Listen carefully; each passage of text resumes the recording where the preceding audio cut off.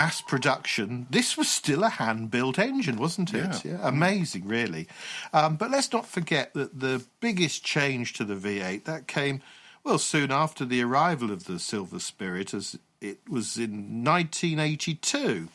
Bentley announced, remember it well, the new Mulsanne Turbo. That's right, and then just 3 years after that, the amazing Turbo R, now a real high-performance saloon, and handling to match. Yeah, I mean, that was a touch of genius, wasn't it? Yeah. Suddenly, Bentley was no longer just a badge-engineered Rolls-Royce. Oh, no. It was, once again, a proper sporting mark.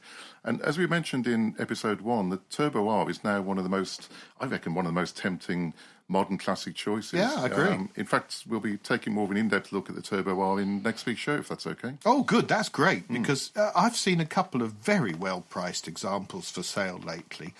But, you know, Paul, the really fascinating thing about Rolls-Royce's V8 engine is that it shouldn't have lasted as long as it did. In fact, the original plan was that it would be phased out from 1998, That's when right. the old Silver Spirit-based models finally gave way to the new Silver Seraph and the Bentley Arnage, which I had a hand in launching, actually. Yeah, but this is the thing. This is where the engine's history gets really interesting. Because when the Seraph and the Arnage were announced in 98, Yep. they both used B&W engines, didn't they? They did, yes. Yeah, in the case of the Seraph, it was 5.4-litre V12. Right, I didn't drive that one, but I had the other one. Of course, the Bentley, that was the 4.4-litre twin-turbo V8, wasn't it? For Lovely, the Arnage? lovely car. But then came the split, because Vickers Group, who had owned Rolls-Royce Motors since 1980, and of course throughout the 90s, they suddenly announced that they were selling the company. Yeah, well, of course, I remember that time very, very well. And to be honest, well, we just launched it, really, with that engine in. So it became rather messy, didn't it? It did, yeah. I mean, interestingly, Vickers struck a deal with Volkswagen to buy Rolls-Royce's Crew Factory, plus all rights to the Spirit of Ecstasy mascot, and even the shape of the Rolls-Royce radiator grille. In a separate deal, however, B&W paid £40 million to license the Rolls-Royce name and logo, which meant that VW was effectively unable to launch a new Rolls-Royce. Yeah, it was a nightmare situation for both those German companies. Yeah, it was. Finally, though, they agreed that between themselves that VW would continue to produce existing Rolls-Royces, the Seraph mainly, until the end of 2002, after which all Rolls-Royce rights would then switch to B&W, leaving Volkswagen with Bentley. And of course, that's the ownership situation that still exists to this day. Yeah, and during all those discussions, of course, well, there were still fears. I remember them so clearly, that BMW could stop supplying engines to VW at any time. Yeah. So the decision was made to somehow, and it wasn't as easy as people thought, to adapt the Bentley Arnage to somehow get the old 6 3/4-litre V8 in there after all. Yeah, absolutely. I mean, launched in October 1999 was the Arnage Red Label, which had a re-engineered version of that old 6.75-litre V8. The BMW engine version, that became the Red Label at that point. Yeah, and they got the 6.75 engine through the smog, because that was why it was originally going to be phased out. But the old engine, that actually proved to be a big hit with Bentley buyers, didn't it? In fact, the BMW-powered Arnage, that was phased out completely, wasn't it? Yeah, as early as about 2000, I think, Rich. Yeah. Of course, choosing to install the old V8 in the Arnage, it was a logical move, as it meant VW weren't relying on BMW for their engine supplies. And with the V8 still being in limited production, albeit outsourced to Cosworth at that point, for use in the Continental R Coupe of the time. Yeah, had one of those. You had, That doesn't surprise me at all. It made perfect commercial sense, didn't it? Yeah, that Continental R was lovely. But I remember the Arnage, that went on to enjoy a long career. It did, didn't it? Wasn't it in 2009, I think, that the very final one was built? So That's that right. was more than a decade after the launch of the original. Yeah, absolutely. And of course, for the 2010 model year, we had the new Mulsanne, which again used an updated version of the very same 6 3/4-litre V8. Yep. And that's the model that will finally go out of production this year, taking that wonderful classic engine with it. Yeah, as you said, Paul, it's certainly the end of an era. That Rolls-Royce and Bentley V8 became, well, the proverbial legend in its own lifetime. Absolutely. And in its current form, well, I think it produces somewhere around 530 horsepower. That's impressive. That's a isn't it? far cry from the original 1959 version, isn't it? It's an engine that's undergone major upgrades over the years. But when you think about it, it leaves behind an amazing back catalogue of Rolls-Royce and Bentley models. Oh, yeah. That are still powered by it all these years later. That Silver Cloud 2 of 59, that's a particular favourite of mine. Yeah, I know you've always loved that one. It's an all-time classic. Absolutely. I do agree. Yeah. And as you know, Paul, I'm a big fan of the Shadow, which came later. I guess maybe my ultimate classic Rolls-Royce powered by that wonderful V8, that would probably be the Corniche convertible, maybe a late 80s example. Just the kind of car I'd happily cruise down through southern Spain in, hood down, Ray-Bans on, cruising along the seafront, stopping off for a spot of tapas, glass of sangria. Oh, he's off. Back to reality, Rich. Come on. But yeah, I know what you mean. I mean, that would be wonderful. And actually, we should do that sometime, assuming, of course, you buy the car. Oh, maybe not then. Anyway, I'd like to bid a fond farewell to the good old all-British L-Series V8. Absolutely. Originally launched by Rolls-Royce at the end of the 50s, further refined by wonderful Bentley in the 21st century. It's a king among engines and one that will go down in history as an all-time great. Well, we're pulling over for a moment, but we'll be right back, so don't go away.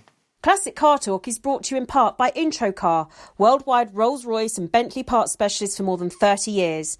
To order or to discover how Intro Car brings previously unavailable Rolls-Royce and Bentley parts to market, visit introcar.com. Ready to go.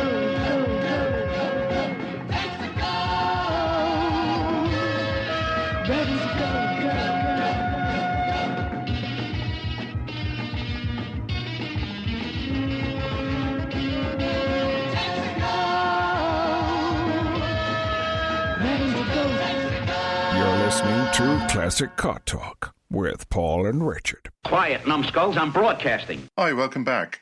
We're outside the studio now. In fact, I've been invited into the home of Tanya Field, who is a classic car fanatic and a name that will no doubt be familiar to many of those of you who are involved in social media on the classic car side. So, Tanya, welcome to the show. Hello, welcome. First of all, well, we've got a lot to talk about, but the main reason for chatting with you today is because of an important event that we've got coming up that you are the proud organiser of and the founder of, if you like, and it's called the Cowley Convoy. Yeah, that's right. I started originally in 2011 and then with 14 cars. And then Alan Webb-Moore, who a number of people might also know, sort of British lady, came along the next year and we got it to 45 and it's been growing since then and a great success. So fantastic. There's a good little team of us doing it. And brilliant. And we should say that this is in conjunction, well, it's all part of the Pride of Longbridge event in a sense, isn't it? Although it's run separately. Absolutely. It's run separately, but it came about because John Baker, who used to organise the Pride of Longbridge event before Gemma Cartwright then took it over, although I work with Gemma now on it, but it was John Baker who said to me, "You're coming from Cowley, you should bring a few cars and have a convoy to keep that, to keep that historic link between those plants that were linked for 48 years. Because we should explain to those listeners who aren't familiar, the Pride of Longbridge is, well, it started at the time of the collapse of MG Rover, didn't it? In 2005. Yeah. And it's been going ever since. So it's essentially a gathering of, well, originally Longbridge built British Leyland, etc. vehicles, but these days pretty much any BMC, BL, MG Rover type vehicle. Yeah, and that's mainly comes about because you can pretty well trace most stuff back to having a Longbridge input somewhere along the line. Exactly, yeah, there are so many connections. There are so many. But of course, where you live, you're closer to the Cowley plant. Yes. And so what you do each year is you arrange the logically named convoy from Cowley to Longbridge. And how many are you expecting this year? I think we'll probably be sort of 50, 60, something like that. Wow, so, yeah, that's amazing. Really nice, yeah. And we normally get a whole variety, sort of Marinas, Maxes, Princesses, Allegros, Metros, Minis. And can anybody with any kind of BL-related vehicle, can they join in with this? Absolutely, and the same as with the Pride of Longbridge, this is free. So it's all free. The Pride of Longbridge is free. The convoy's free. And do people need to book in first? It's ideal if they can. Yeah. And our website, I can't remember off the top of my head, but if you Google Cowley Convoy, the website normally comes up. Find. Yeah, it's easy to find. And Facebook, also we're on Facebook as Cowley Convoy. Excellent. And it's helpful to book in, but we always say, well, we'd take people on the day. That's fine as well. And what's the date this year? It's the Saturday, the 18th of April. 18th of April. So it's coming up soon-ish. It is. It's the weekend after Easter. Yeah, excellent. But plenty of time for people to get booked in or to announce that they're arriving. Absolutely. And we normally say come to Cowley sort of 7:30, 7:45. We've got the urn on again, free refreshments. Wow. It's all free, doesn't cost a bean. You can have a little look around the museum at Cowley. Fantastic. And then 8:30 we all set off. Because, of course, Cowley is nowadays the home of the mini plant, of course, BMW's mini plant. But prior to that, it has a long and rich history as part of British Leyland, and before that, BMC. So there's a lot of local history here, isn't there? A huge amount of history and a lot of different models produced here. Yeah, exactly. Yeah. In fact, you're very involved with Cowley as a whole, aren't you? Because you organise exhibitions of the historic vehicles from the plant. Yes, I do. So although I'm involved with car clubs, if you like, in the car club scene, I also do a lot of community heritage work. So I work a bit in conjunction with BMW. I'm a volunteer, but we work together on heritage events. And so there's a Drive It Day event actually coming up at the plant where I open up the visitor centre. And again, it's all free of charge. Everything I try to do is as low cost or as quite often free, because it's just about getting people together. Really, there isn't a money side. That isn't where I get I get it from my pleasure. It's my hobby. So that's for Drive It Day is the 26th of April. So Cowley will be open from 10 till 4, and we're celebrating 40 years of the ITEL, but also 40 years of the Metro. And of course, yes. And although Metro's a Longbridge car, the 6R4s, and we're hoping to have a couple of 6R4s. The work around those was done up at Cowley. Oh, okay, so that's the mid-engined rally car, yes, isn't it? That's right. Fantastic. Yeah, yes, that's really nice. And actually, Cowley's got quite a nice connection, as in the kind of longest employed person at Cowley, he's now in his 70s, Mick Fisher, started his career back in Longbridge, and he launched Metro Body in White. Really? Yeah. Wow. So we've got Mick's going to come along and cut our Metro birthday cakes. Fantastic. It's a nice, So I've got that coming up. But actually, next week, which is kind of all busy getting everything together, is a mini display every February half term in a local shopping centre about a mile from the plant, and it was built for Cowley workers about 55 years ago. So it's very close connections. Okay. And it's indoor, and it's a wonderful team from the management through to the security and the cleaners. It's a great, they all come in and they're pleased to see us. So you've actually got classic cars on display in the shopping. Yes, purely minis this time. Purely minis. Okay. So February half term is minis, and then August, for a week in August, I normally do the week before Cowley Classic Car Show because it kind of makes sense. I do Cowley built cars. So yes, it's minis. So we've got 10 minis in there. We've got the earliest surviving mini estate. So that was built in 1960. So that's 60 years old this year. Excellent. We've got a police van, which is quite fun. So are these all privately owned? They're all privately on loan they're for the all week? privately owned, bar Mini Plant Oxford, who now reside at Cowley.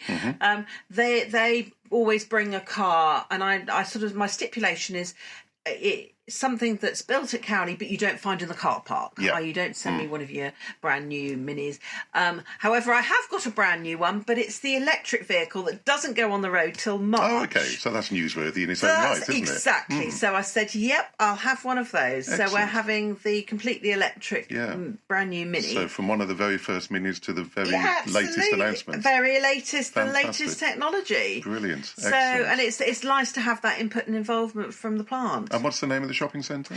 It's officially called Templar Square Shopping Centre. Okay. But like a lot of things in my life, a bit like cars with land crabs or whatever, they then have their own name, Of course. which is Cowley Centre, which is Okay. what locals know it as. But if you Google it, it's Templar Square Shopping Centre. Excellent. And so Mini fans need to get along there. Absolutely. See the cars on display. Absolutely. We start, I sort of do split weekends because it's easier to get the cars in and out. So we're starting on Sunday the 16th of February, and then we run all the way through to Saturday the 22nd. Fantastic. And the shopping centre is open